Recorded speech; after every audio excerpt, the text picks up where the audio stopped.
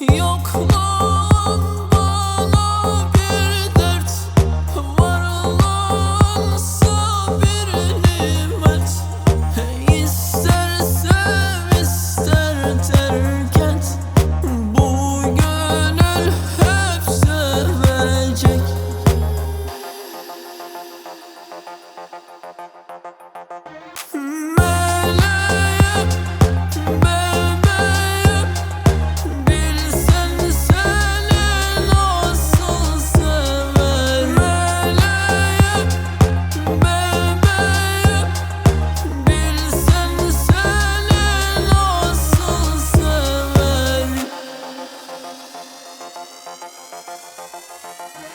Odur benim ruh eşim, hayatımın neşesi.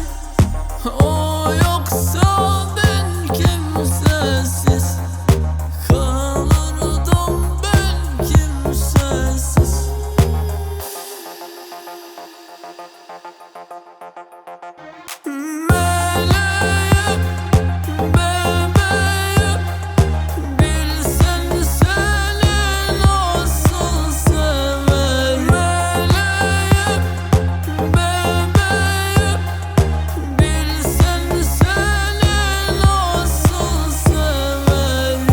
Gözümden yaş aksa bile, aşkın beyi yaksa bile, bu canım çıksa bile ayıramaz bizi hiç kimse.